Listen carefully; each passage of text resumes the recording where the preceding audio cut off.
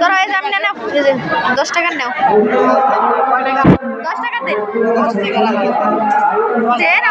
খাবো বাচ্চা খাবো